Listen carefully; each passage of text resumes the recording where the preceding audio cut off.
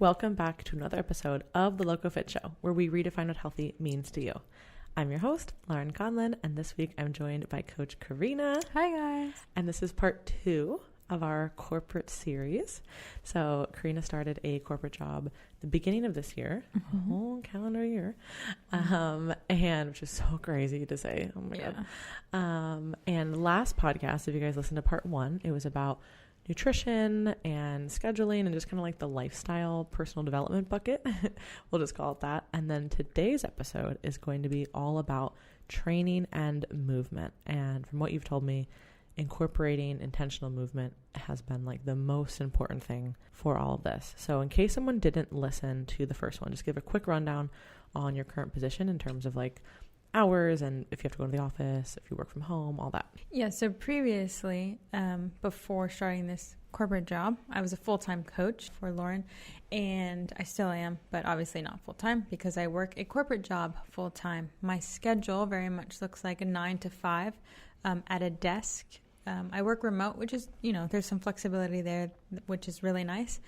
But a few days out of the month, I go into the office, so it's a hybrid position. So sitting in rush hour traffic in the morning and in the afternoon, having to be in a building all day. So yeah, that's kind of not too crazy. Yeah, so the biggest difference, and I mean, you would agree, and we talked about this in the last podcast, you worked the same amount of hours, if not more, previously. It's just now these are like fixed hours. So that's really the biggest difference of working a job when you can just, hey, like these are how many hours I need to work today. And I can do them whenever. If I want to wake up at 5 and start working at 6, I can. If I want to work until 9 p.m., I can. But this is like you have to be, on call, available to your team. So that is definitely going to change training time, especially, and then also movement. Because before you could be like, oh, I can go train whenever I want as long as I get my work done. Now, there isn't really as much of a window, right? Like you either have to train before work or after. I know some clients that I work with, if they have a more extended lunch break, like I guess they just have a little bit more flexibility in terms of their time where the gym's like right there. Mm-hmm. Some people do train on their lunch break, but I would say it's definitely more common for like morning or evening. So what have you done to adjust to that? Because you used to, even before this, you've always been like an early trainer. Yeah. So that hasn't really changed too much. No. Like you were always someone who liked to get up, get it done. Yeah. So that's kind of been your staple still, right? Yeah, I still very much prefer training in the morning. So kind of touching back on what you had said about the difference in schedule now. The biggest difference with my movement is when I was a coach, I was still sitting at a desk on my computer for 8+ hours a day. The biggest difference now, and which has had such an impact on my body composition in the beginning of the year. So I had to do like a lot of corrective work of like, whoa, this is not, good for me. Was just basically being sedentary for a long bout at once. Whereas before I could, train in the morning or go for a walk in the morning, work for 3-4 hours, then maybe like train mid-morning or go for a walk. And I still worked probably the same amount, if not more, but I had flexibility to break it up throughout the day. Whereas now my movement is really limited to training early in the morning, at lunch, or at the end of the day. But there are typically 2 4 to 5 hour bouts where I have to stay still or sit still, or if work is really busy, and typically it is, I'm working through lunch, it's 7 hours of just sitting or standing at my desk. So how I have had to adjust to that is really just doing my best with, very similar to the previous podcast, is being intentional with my time where I don't have to be at my desk. So waking up early is really just, if I miss that alarm in the morning, I'm kind of screwed, because if I get up on time and I can get my training out of the way early in the day, that is just so much easier for me to do, because I really only have to get ready for the day once. Whereas if I try to get, train midday, then I have to get ready for the day twice. So I feel like time-wise, that is the most effective thing for me. And then my lunch breaks, also very intentional with movement there. If I don't have to be at my computer for an hour or 30 minutes, I'll take that to go for a walk. And in the evenings too. Again, if I have the option to be away from my computer, I will go for a run. We'll go to run club, or You guys heard it here first. I actually have been to Rum Club a few times. Yes, yeah. And then get ice cream. Yes. We run 3 miles together. But yeah, so I'll go to Run Club in the evenings or afternoons. And on my weekends, I'm now like, I gotta move all day, every day, just because like Karina's this is my warrior. time. No, for real. No, but I actually like it a lot because it's like, okay, I get to really experience, I guess, that freedom of schedule on the weekends. I'm like, okay, I'm going to train in the morning. I'm going to go for like a long bike ride, or I just want to like walk around downtown. And so a few things when I first started my corporate job and realized, wow, I'm sitting so much more for single bouts at a time, really had such an impact on my body composition. And there are physiological reasons for this. Your blood glucose is just a lot better regulated when you're moving for smaller bouts throughout the day, rather than when you just have a meal and you like sit for a while and then you just like move for an hour and then you sit for another 10 hours. Those post-meal walks. Yes. So smaller bouts of movement throughout the day have actually been shown in the literature to be better for weight management and blood glucose regulation, which is going to be better for the storage of fat in general.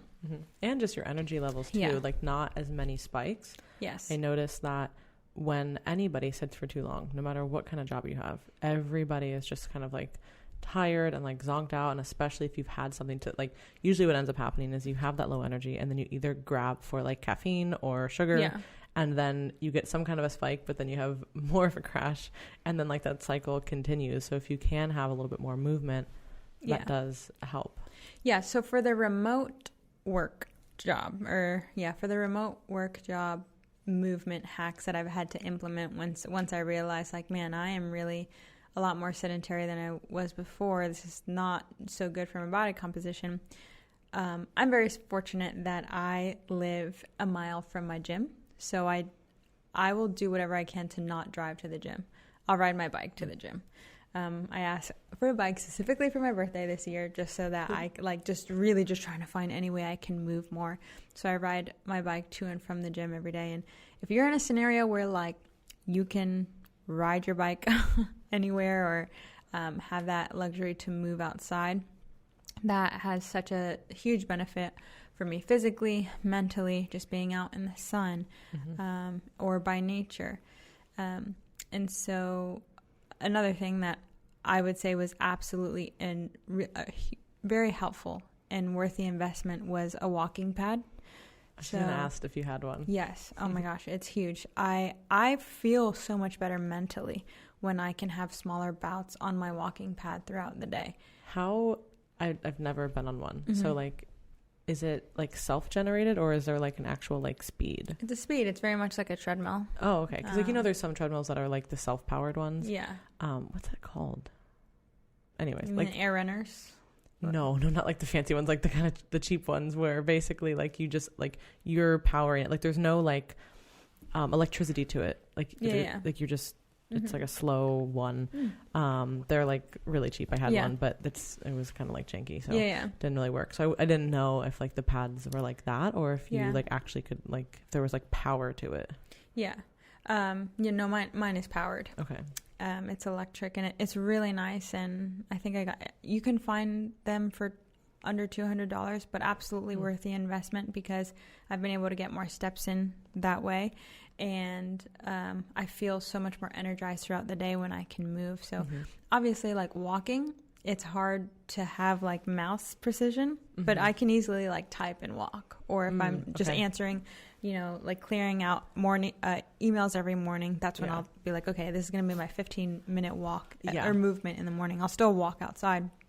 But so those are two ways where I've been super intentional about including more movement in like at home and kind of being limited to having that structured time at my desk or quote unquote a corporate job. Now, when I go into the office, that's totally different because I can't take my walk pad with me. And unless you have, your fancy own enclosed office, I'm sure your coworker, because when I'm in the office, I work in a cubicle and it's awful. And like it's just like harsh lighting. It's like gray. You don't see the sun all day. It's the worst. And so when I'm there, we're absolutely allowed to take like 10-minute breaks every 2 hours or so, which is fine. So it's a beautiful campus outside. So I'll just I work on the 5th floor. So I'll take the stairs down. I'll do like a lap around the courtyard. I'll take the stairs back up every like 2 to 3 hours, just again to mentally give myself that refreshment and get some steps in. And those are just more productive. Like you're more dialed in because everybody's been there when we're just staring at something, especially a screen. Yeah. I mean, it can be anything else, but particularly with a screen where you're just kind of like reading the same thing over and over again and you're just like so shot out. And it's like, if you took those 10 minutes, you would literally get more than 10 minutes back. Like, it's not like, oh, you're taking time away. Like, I always try to explain it in that sense where it's like you are literally giving yourself more productivity and more time back from doing this. It's kind of like how last one we were talking about, like meal prepping. Like, you're literally getting time back because you're not like fucking off every day, like trying to put stuff together. So the same thing here. Like, if you actually go and do that, like you'll feel more awake. And then whatever problem you were working through, you're like, oh, okay. And oftentimes, I'm sure you notice this, like on the walk, like something will come to you that actually is like useful for whatever you're actually working on. Yeah. You know, so if you're like at like a stopping point where you're like, fuck, like I'm running into this roadblock or I don't know what to do or whatever it might be. Yeah. You'll usually have an idea on the walk. Like I always find that helps. And like, or I will like just randomly think of something. Like the other day I was, me and Chanel had a conversation like when we were together like a week ago, completely like had the conversation, closed it, no relevance to my morning walk like 2 days ago. And then I was just like, oh, hey, there's this random thing that I thought of that like was connected to this. Yeah. And like, so sometimes it's not always like exactly that situation, but you'd be like, oh, I got some clarity on like this, or here, I wanted to share this with you. So that's another benefit of like taking those breaks, especially if you are inside, if you can get outside. I know we've said this so many times, but even if it's not sunny, you're still getting way more light exposure by being outside versus like the fluorescent, like inside light with no window. So blood flow and lymphatic movement have been shown in the literature to improve executive functioning, like in the prefrontal cortex, which is obviously just your decision making and your critical thinking and your problem solving. There's a research to show this. So I never feel guilty about going for a walk after 2 freaking hours. Like, you'll be fine. Like, your boss will be fine. Yeah, you'll probably get whatever it is done more effectively. So everyone will be really happy. Yeah, the walking pad's interesting. I was thinking about getting one. I mean, I'm generally pretty good about movement just because I get so like squirrely if I don't. But sometimes, I'm like, I don't have time to like move, to get away. Like, I need to finish this.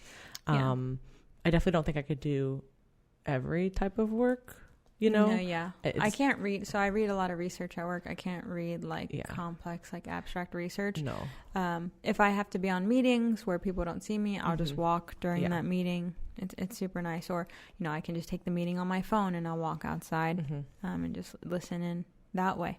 Yeah, that's a really good idea. Yeah. It's like when people read while they're doing like cardio. Yeah.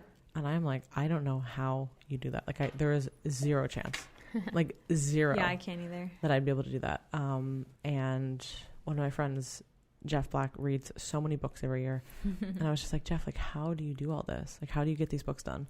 And I mean, he's very intentional with his time, you know, but he was like, yeah, every morning I do like whatever it is, like 30 or 45 minutes on the recumbent bike and I just read. Yeah. I'm like, how? Like, I can't retain...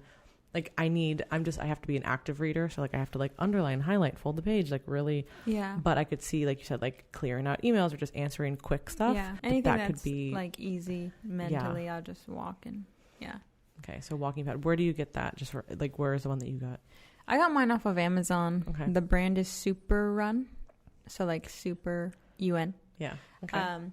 But yeah, I would highly recommend it. That has been a huge help for me. But again, you don't need a walking pad to be fit and healthy. But then it's just really being intentional about the time that you spend outside of your schedule or limited, you know, schedule that you have to stick to. I know with the corporate job, I've had to, it's just like, it's a lot of stress. It's a different stress. It's not a lot of stress. It's just a different stress. Any change is going to induce a different stress. And so my desire to like train hard has gone down a lot because I'm experiencing a different kind of mental stress. And so that's where we talk about doing things in community and having people to hold you accountable. A lot of these big cities have like run clubs now, and that's super trendy. So even if I don't feel like it, I will just find any way to like do a group activity. So every Tuesday, Tampa has this off balance run club. There's a few run clubs, but Lauren and I will go and we'll run. And even if it's like not a hard, PR every time, it's just like 30 minutes of movement and socializing and being outside. And it's just like hitting all those in one. It's definitely not a PR when you're with me. I definitely jog that because your girl is not as in shape as I used to be with running, but it's still a lot of fun. It is super fun. And also there's, something to be said about, there's many clients that I work with who do work a corporate job, but they work from home, who maybe don't live in an area that they can go walk. Right. So that's when you have to be really intentional. So that's where, having a walking pad could be great, or any kind of other cardio equipment, maybe at your house. I know for a lot of the stuff that we have in the gym, got all of that like used. So, you don't have to buy like a brand new Peloton. Like you can buy a used $100 spin bike. It's not going to be as nice, but you could. Or of course, again, depending on how close your gym is, leveraging that to use their machines, because while we both definitely recommend being outside, for some people it's just not really an option. So especially in the winter. We don't really have to. I mean, it has been cold here for us, but no snow, so we can't really complain too much. When people like really experience true cold, I'm like, I would, no way. Be deceased. So I know that but we go in the heat, like the hot, clients be like, oh, it's so hot, I can't go outside. I'm like, really? It's 1,000 degrees here. It's because we're Florida girls. Yeah. You know how there's Florida man? There should be like a Florida girl. Thinking of all of the stereotypes, yes. I'm thinking of like Miami. I was like, actually, there has to be like city, like there has to be like Miami girls are different than Tampa girls, are different than Orlando girls. Oh my gosh, yes. I'm from Orlando, so when you said Orlando, I was like, oh Lord. Oh, those girls, those girlies. What was the thing you said earlier that you were so mad at? Girlies. Not everyone has to be a girly. I'm a corporate girly. I'm a long hair girly. I'm a lactose intolerant girly. Just say you got sensitivities. That was a thing. And I was saying it for a while too. And I was like, this is getting annoying. You're like, wow, I can't even deal with myself right now. I thought I was being trendy, but now I'm like, now you're like, it's annoying now. You're like, I'm actually cringe. But no judgment if you like to say that. Where are my runner girlies? Like, oh gosh. Listen, Karina has her things that bother her. It's very cutthroat. The sweetest girl ever. But then, don't say girlies. But yeah, so walking pad can be great if you can't get outside, or leveraging obviously your gym equipment. But really, this goes back to being intentional. And when you're thinking about times, it's kind of like anything else. Like if you don't plan it, it's not going to happen, right? And like you were saying, like you're someone who loves training. You've been training your entire life. But with this change, with a different kind of stress, and this goes for anything, like you might be working the same job you've been working for 10 years, but now you have other life stressors, right? Like there's always going to be changes that happen in our lives that even if we love something, it might be like, I don't want to fucking do this right now. Yeah. So that's when it becomes even more important to say, okay, when is the time that I'm probably going to get this done? Like for me, I would rather train later. Like I really like morning training is not my favorite, but it has become something that I do because now with the way that my, brain operates in terms of putting work first, if I don't train by a certain time and like I'm by myself, it's not happening, right? Like if someone is like with me and they're like, yo, we're training. Okay, I'll do it. Like it's not that I hate it. It's just that like that mental barrier is just too much for me to overcome. So for me now, it's like, no, I have to be very intentional about scheduling my training earlier so that I do actually get it done. Otherwise, it's not going to happen, which is crazy because of like what we do for work. And I'm like, and I love training, but it's just like, given just where my life is at, I have to be super intentional with all of that. So that goes for, training, that goes for movement. Like we talked about last time, that goes for meal prep, like all of those things. When you have a fixed schedule, you have to be even more dialed in, because if you miss the window, then you're going to miss the whole day, Yeah. Because say you wanted to train like in the morning and then like you missed it and then you already had stuff planned for later after work, well then there's literally zero time for you to do it. So it's like, okay, that's why setting your intentions, being prepared is so important. And I know that you have always preferred to train earlier, but would you say that you notice a difference, like not just like personal preference, but like energy wise and like mood and all that, if you train before work or after work? Like, is going after just like such a drag for you? Absolutely. Okay. Because I'm like so brain dead by the end of the day, that for me, I guess it depends on the day. Mm-hmm. And I think it depends on your line of work too, because sometimes that training at the end of the day can be like stress relief, right? And the type of training that you're doing. Right. Yeah. So I think last year I was just like going balls to the wall with CrossFit and just like killing myself so much that I had to like mentally prepare for that. And I just felt it was easier for me to kind of go to that like red zone when I was fresh in the morning. Whereas at the end of the day, I am just like so tired mentally that I don't want to push my body. I can't, my brain can't even take my body that far. So at the end of the day, what I'll typically do is just any lighter movement, like long walks or like fun jogs with my friends or like a yoga class.